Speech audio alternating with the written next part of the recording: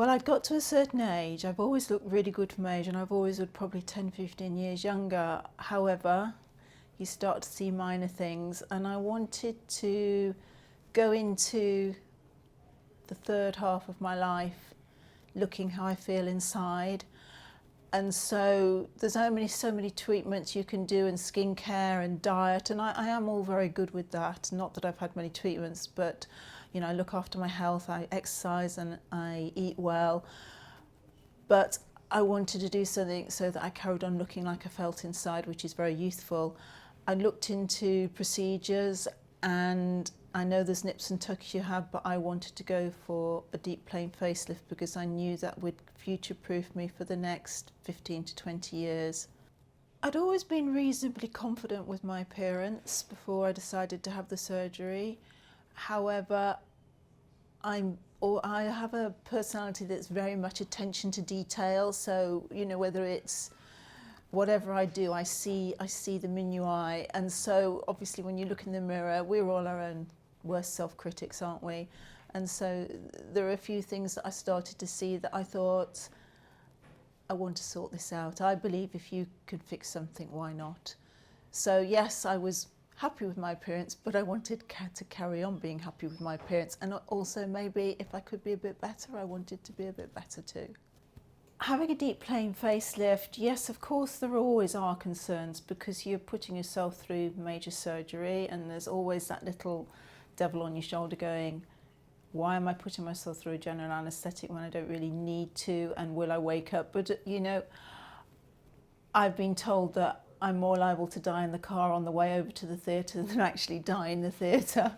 And I think you have to put things in perspective, and once you start actually realising that actually the risks are so minimal, that allays that fear. And the other fear, it's not really so much a fear, it's more a concern of just the recovery, because I'm so active. I go to the gym all the time, I ride my horses, I'm always busy.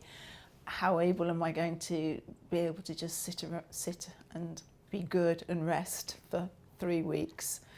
But other than that, having talked to Mr. Supriya, I had absolutely no concerns with the actual procedure, and I'm a good healer. I trusted him, I trusted the procedure completely.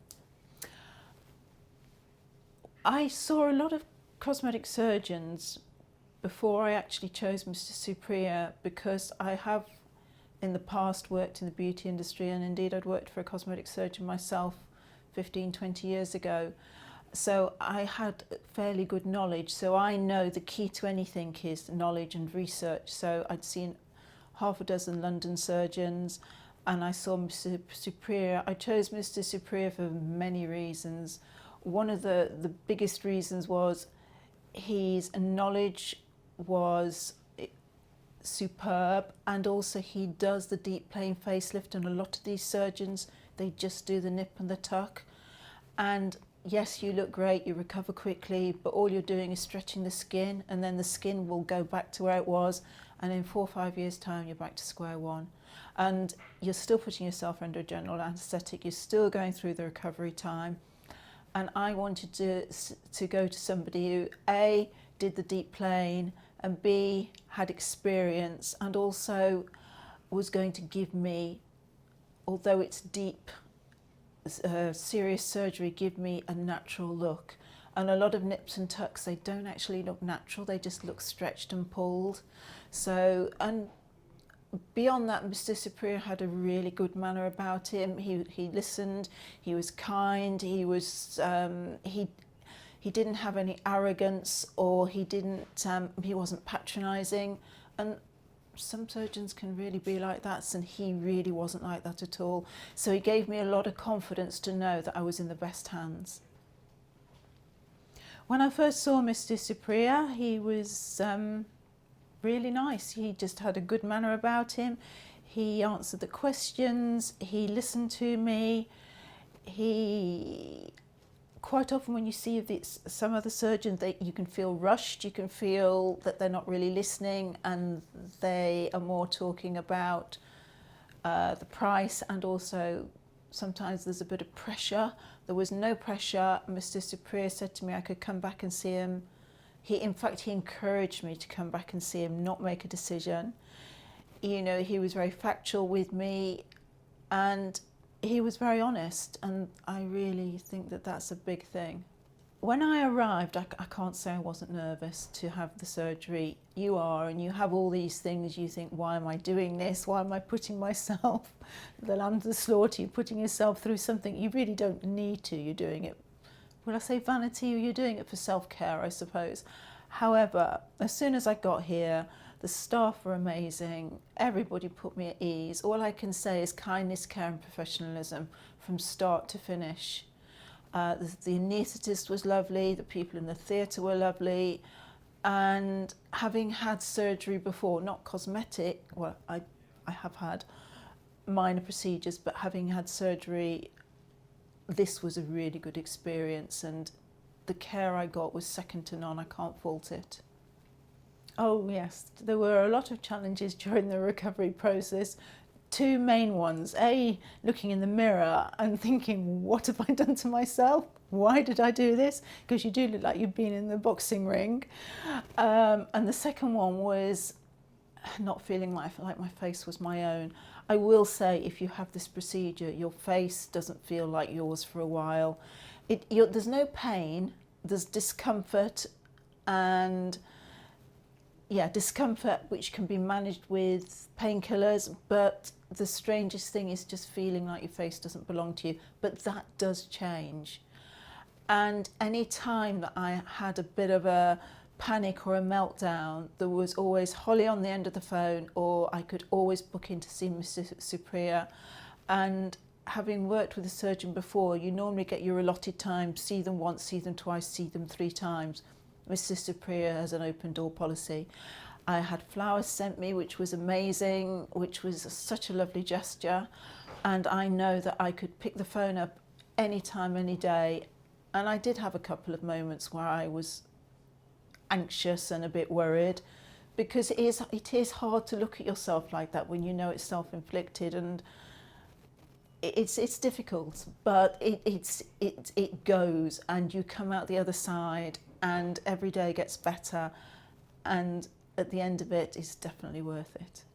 As I said earlier, the British Face Clinic staff were amazing. I can't fault them, because there was always somebody at the end of the phone. Kindness, I felt sometimes, am I being difficult ringing, and I was never made to feel, I was always made to feel, yes, phone. Any problems, phone, it's not an issue. And you have your moments. As I say, it's hard to see yourself in the mirror looking black and blue, and you have your moments, and you spend a lot of time on your own because you can't go out and see anybody. But no, 10 out of 10 every time. I probably now, when I glance in the mirror, I don't go, ooh, I go, oh, that's all right. So yes, has it changed my life? No, I wasn't expecting it to change my life. And anybody who thinks cosmetic surgery is going to totally change your life, you have to really give yourself a talking to. But it does make you feel more confident. And really, I had this done probably borderline before I actually really needed it, because I wanted to future-proof the next 10, 15, 20 years. I wanted to know that I was going to go forward looking as good as I feel inside, or as young or as vital as I feel inside. So mine was more an insurance policy and prevention rather than cure. So I used to get teased. I didn't have a terrible nose, but I used to constantly get teased at university about the size of my nose. And so when I had it done, I never minded people. I didn't have such a big fringe. I didn't mind people seeing my profile. I didn't have to think about it anymore. I would definitely recommend Mr. Supriya in British Face Clinic to anybody. In fact, I already have. A friend of mine has come and had surgery and is, again, very happy with the results. I have no qualms, whereas quite often you feel the messenger gets shot, so you don't want to, in case anything goes wrong. But I would have no problems in recommending, because I do believe, even if issues do arise, which they do with surgery, things can. I had a period where I had some bands appear with my facelift, and I was worried, and it wasn't what I was expecting. But Mr. Supriya and Holly dealt with it so well that it gave me confidence to know that even if there are minor hitches, they always get sorted out, and he will not leave you or anybody not done properly, not corrected. And so yes, I'm very, very confident in recommending both Mr. Supriya and the British Face Clinic. I really am. I would be very wary, because you know what it's like. If you recommend somebody and something goes wrong, then it's what did you send me to him for? Yeah. But I am very confident with him. I think he's excellent. I think you all are. You're great guys. Whereas initially when I first saw Mr. Supriya, he said, well, you're borderline, you know, I don't know whether I think you should have it done on. And I was a bit borderline, wasn't I? But because I wanted, and also, you know, at 61 or 60, I was just 62, I didn't want to wait till my late 60s, because you do need to be healthy to have this done, and I'm sure I would be, but also your skin changes. I'd rather have it done a bit sooner, and I would recommend people to have these sort of things done slightly sooner rather than later.